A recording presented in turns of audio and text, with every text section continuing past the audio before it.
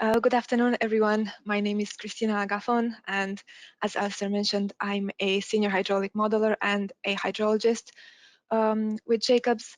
I have 6+ years of experience using Flood Modeler.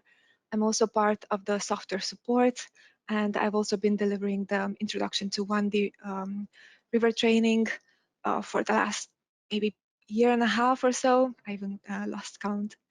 So today I will quickly show you how to add structures in a 1D river network using Flood Modeler.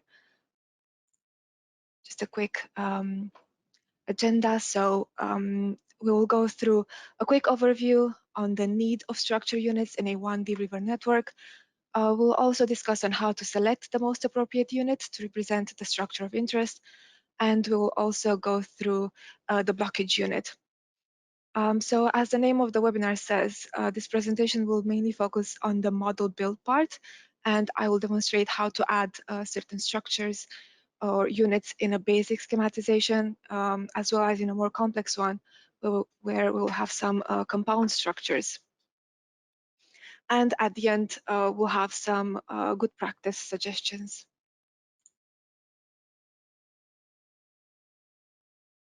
A 1D river network, as everyone knows, will allow you to integrate the complexity of a real case scenario where the water levels will be significantly influenced by structures such as bridges, weirs, sluices, and so on. And in this type of scenarios, these normal river equations may not apply. Therefore, we need to calculate afflux, head loss, energy losses, and other parameters using different equations. And this is where these structure units that we will discuss today fit the 1D river network puzzle perfectly. Of course, these units can be replaced by a stage-discharge relationship to describe a certain behavior of the variables at that location. But then again, why do that when Flood Modeler offers you specific units in order to represent these different structures? So as Alistair mentioned before, Flood Modeler has over 40 hydraulic structures which can be used to represent a real-life scenario. And based on my own experience while working on different projects, the model calibration becomes way easier when you can adjust the parameters within a hydraulic unit. And plenty of these units allow you to add operational rules where the output variables are set according to a user-defined logical rule. So these rules can include arithmetic or logical conditions, and also the status of certain hydraulic variables within the hydraulic network. As I mentioned a few minutes earlier, Flood Modeler does offer you plenty of units to choose from, but the final decision must be taken by the modeler. And although sometimes the choice of unit is quite obvious, so you either have a flow measurement weir or sluice, the structure can become more complex and trickier to represent.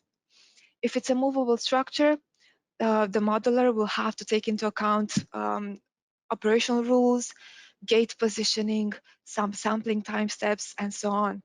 So you can also have multiple weirs with different crest elevations if the structure is more complex. And the complexity of a 1D hydraulic structure representation will increase as bypassing will also need to be taken into account.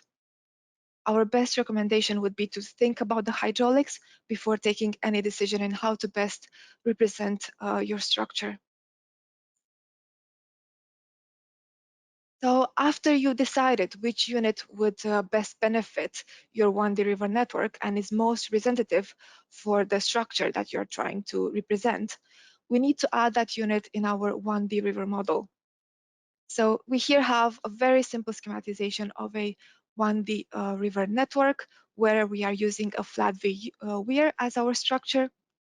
It was previously decided that there is no bypassing at this location, so that's why we have a basic schematization.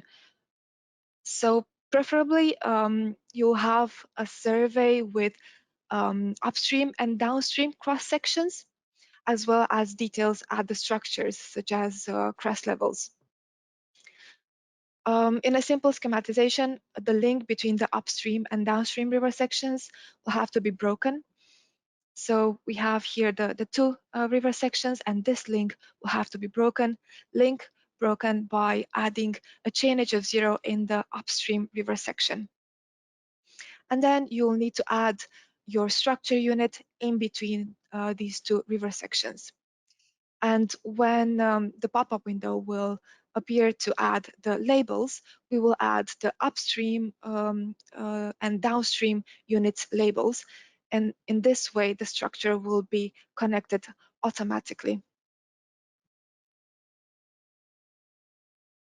So we have a example now. We have a live demo on how to add add a culvert in a 1D river network, and then I will show you also an example of a bridge. So I have here a 1D river network that I've prepared in advance.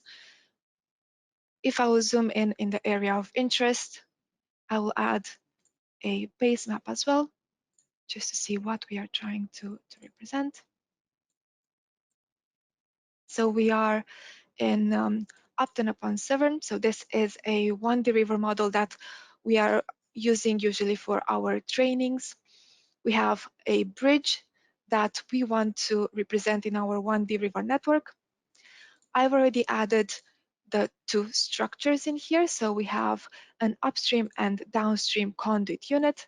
We decided to represent our culvert using rectangular units. We've broken the connection between the upstream and downstream river section by adding a chainage of 0. So we have a distance to next section of 0. And in between our upstream and downstream river sections, we've added the conduit units with their details in. In order to have a connection between the first and the second conduit unit, you'll need to specify a distance to next. Now we will have to add some losses. So we need to represent the losses at the entry and at the exit of our culvert. So in order to do this, we'll have to add an inlet and an outlet loss. Before I will add the inlet loss, I will need to highlight the river section that will be located upstream of this inlet. After highlighting my river section, I will go into the culvert losses and I will select inlet, and I will place it on the map. Now the window has opened where I have to select an upstream. I have to choose an upstream and downstream label. And as I mentioned before, in order for the connection to be done automatically in a basic schematization, I will use the labels of the upstream unit and downstream unit. So we have the label of our river section and the label of our culvert unit. I'll click OK. A warning window will appear. So this window will ask me if I want to connect these labels as they already exist in the model, and I will click yes. After I clicked yes, then a wizard will appear where it will ask me to select the type of the conduit. So as I mentioned before, we are modeling a rectangular conduit, which has default material as concrete. And it will also ask me to choose the inlet and edge type. And in this example, I will just go with a 90 degrees head wall and 45 degrees bevels. You can also view the inlet types. This might make your decision a bit easier. Then I will click next. It will give me the summary of the parameters that are being used for this inlet loss calculation. And then I will finish. And I see here that I have a link between my river section and the upstream conduit unit. Just add the labels on the map as well. Yeah, and here I made sure that this culvert inlet is not located between the two conduit units or between any two river sections. Now I will need to add a culvert loss as well. So in order to do this, I will highlight the second conduit unit, and I will go back to my 1D River Build tab, and from others, I will select an outlet. And I will place it on the map between my second conduit unit and my downstream river section. Again, I will need to add labels to this culvert outlet, and the labels will be existing labels. So we'll use the label of the upstream section and the label of the downstream section.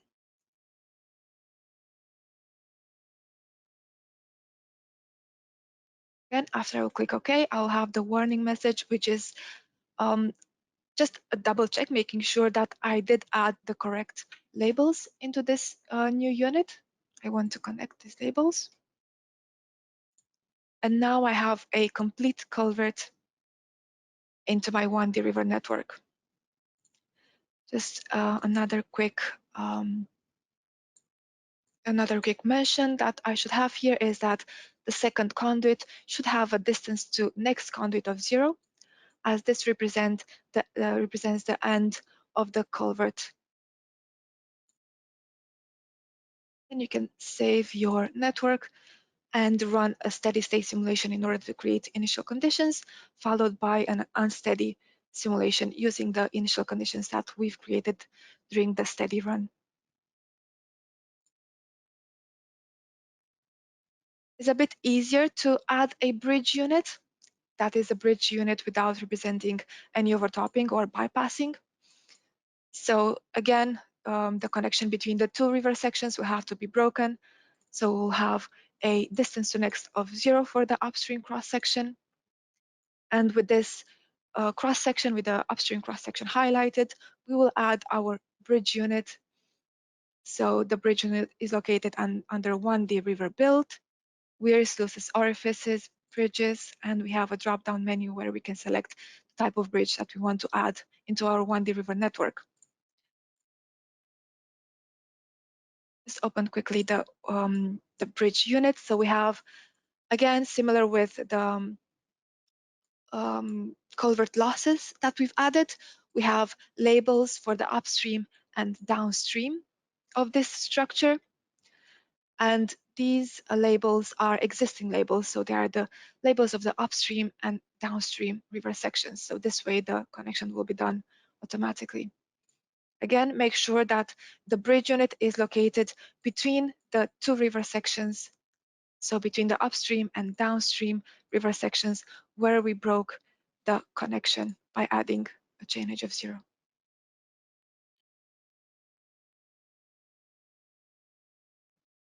So that was a simple schematization where we didn't have any compound structures. We only had either a culvert or a bridge unit without any overtopping or bypassing. Then we have a more complex schematization where we'll have a compound structure or a bypass spill.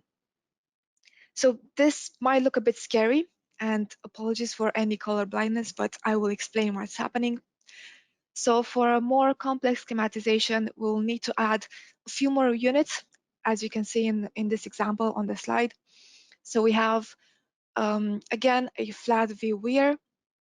And for this flat view weir, we need to represent the bypassing. So the bypassing might occur either on the left flat plane, on the right flat plane, or on both flat planes. So in addition to our flat view weir, we've added a spill unit. And these two structures will need to be connected to the upstream and downstream river sections, and that connection will be done through junction units. So the structures that we've added will have two unique labels.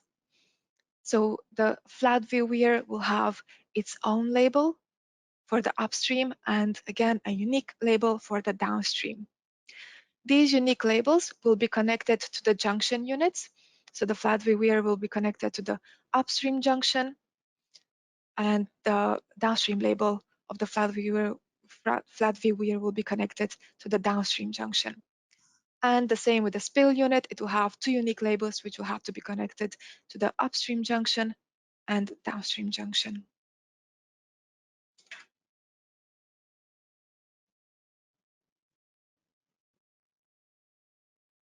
So we'll have again a quick demo on how to connect the units in parallel in a 1D river network.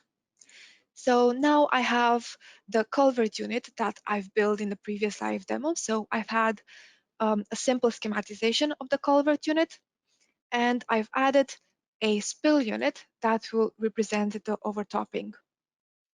So as you can see in here, I've added the spill unit before my culvert inlet. I can even add it after the culvert outlet, doesn't really matter. Just make sure that you do not place it between the conduit units or between any two river sections. So I will just move it back where it was. So as I mentioned before, in order to do the connection, you'll need unique labels for your structures. I will first add my junction units. So I will need to add two junction units, one for the upstream connection and one for the downstream connection. For the upstream junction, I will highlight the upstream river section. And from the 1D river build, in the connector sections, I have an open junction. And I will place it between my river section and my inlet loss. And for now, I will add the label of the upstream river section, as this will need to be connected to the junction.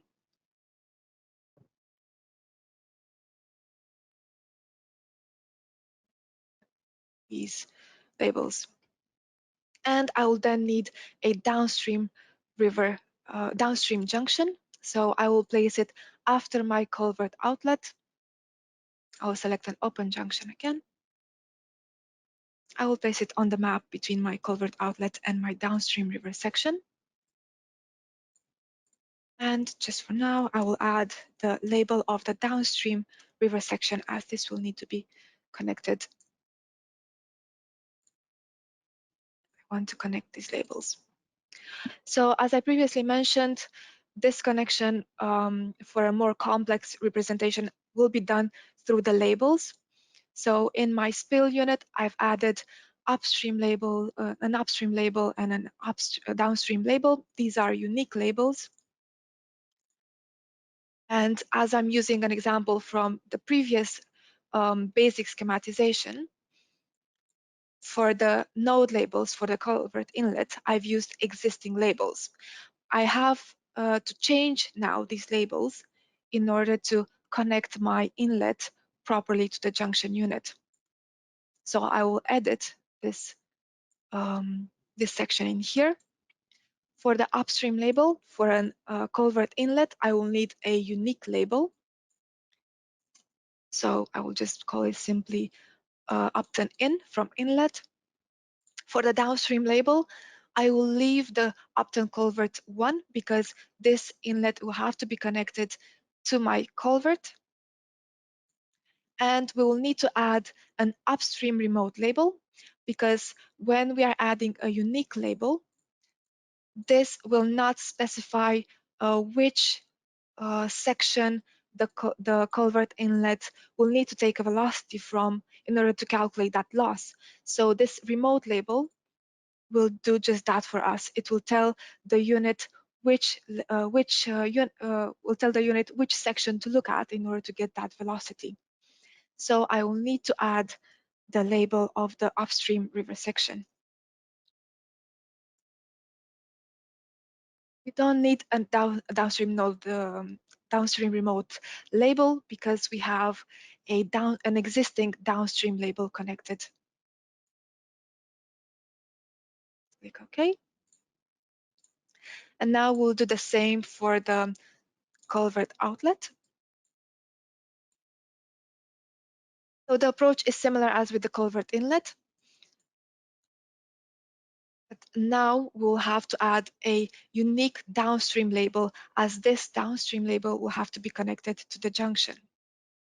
So what I will do is I will copy this label into the downstream remote label, because as I mentioned before, our culvert outlets or our culvert loss will need some velocity information from the river section, from the downstream river section, and this will be added in the downstream remote label part. And for a downstream label, I will add a unique label and I will call it opt-in out. Now I will need to connect all these units to my junctions. So I've already added in my junction the label of the upstream river section. I will need to add the label, the upstream label of my spill unit. And I will also need to add the upstream label of my culvert inlet.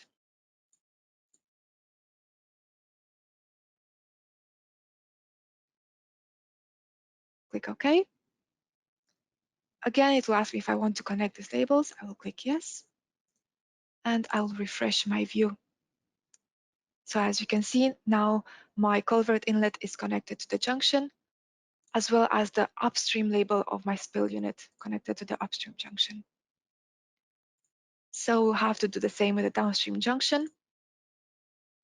I will need to add here the rest of the downstream labels. So I have the label of the spill unit. So I have the downstream label and also the downstream label of the culvert outlet. Order of the labels in a junction unit does not really matter. So you can add whichever label you want first.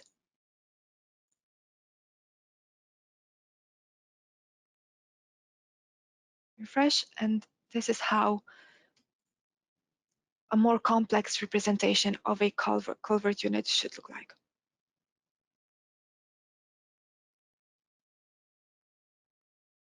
Again, you'll have to save this river network, and you can run an unsteady simulation immediately, as you already have initial conditions for your culvert inlet, and the junctions and the spill unit do not need initial conditions to run. They can run dry. Then we have the bridge example with the spill unit. Again, this is quite a simple, well, a simpler representation of a complex schematization. So we have the bridge unit, so the bridge unit that we've added in our basic schematization. We've added the spill unit representing the overtopping, and we've added upstream and downstream junctions. And now our bridge unit has unique upstream and downstream labels, labels which are connected to the junctions. And the bridge unit will need upstream and downstream remote labels in order to tell this unit where it can take the velocity to calculate the efflux. In the river network table on the right-hand side, we just need to make sure that all these new units are added between the upstream and downstream river section, so where that connection was broken by adding a chainage of 0.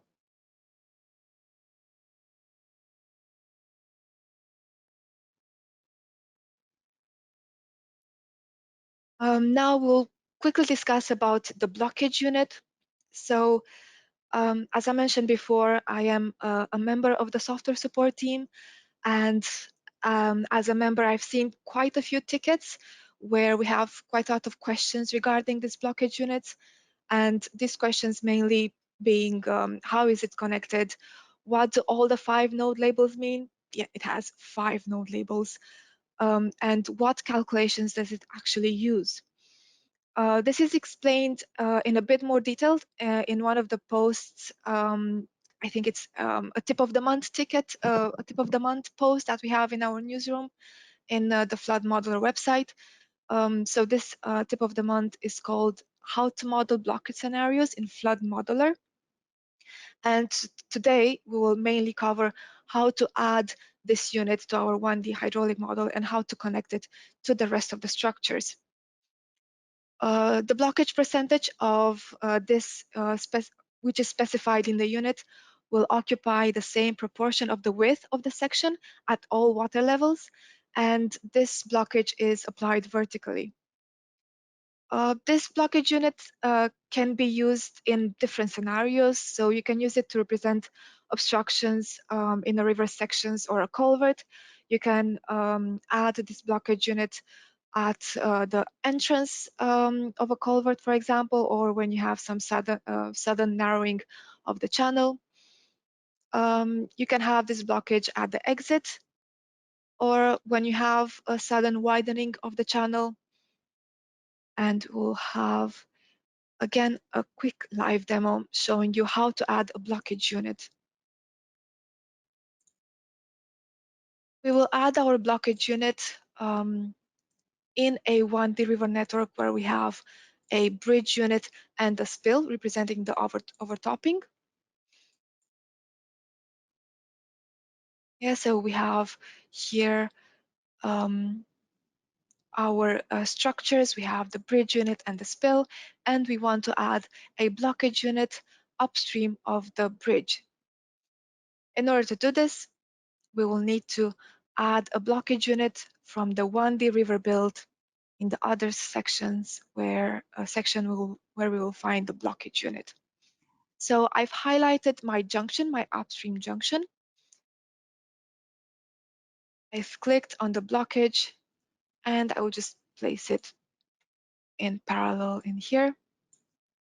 So as I mentioned before, the blockage unit has 5 different labels. So we need to specify an upstream label. This upstream label will be unique because the upstream label will be connected to a junction unit. So I will call this label Upton blockage. Downstream label will be an existing label because this blockage unit will have to be connected to the structure. So I will add the label of the upstream label of my bridge.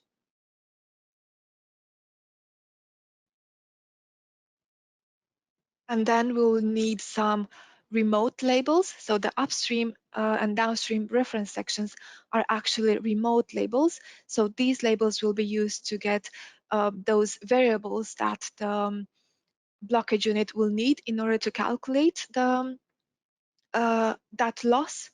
So we will use units where we have a wetted area. So that will be either a river section or a conduit unit. So in our case, we will add the label of the upstream river section for the upstream reference. For the downstream reference, I will use the label of the bridge unit because the bridge unit calculates those, it has a water wetted area. And I will need to specify the constriction section. So this will be, again, the bridge as a constriction will be at the bridge. And I will click OK.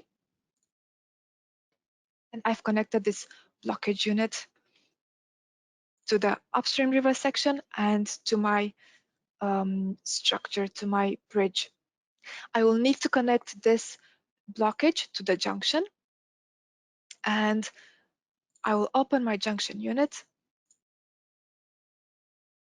I will need first to disconnect the upstream label of my bridge unit because now the bridge is connected to the junction, the blockage unit, and the blockage unit is connected to the junction. So I will replace this label with the Upton blockage label. I'll click OK. And I will refresh the representation. And this is how the final schematization should look like. Of course, if you open a blockage unit. In here, you can change the loss coefficients. You can set the data manipulation. So we would usually use extend. And in the time data, just make sure that the units are correct. And then you can add here a time series for the blockage. So you can have, for example, you can specify different blockages at different blockage percentages at different time steps within your simulation.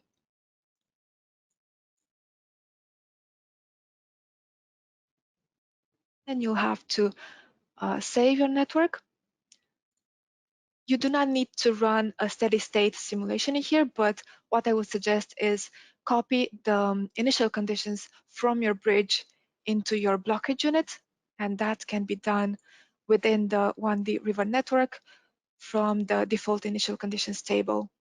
So you have to copy the Upton Bridge upstream initial conditions into your blockage units. And then you can run your unsteady simulation.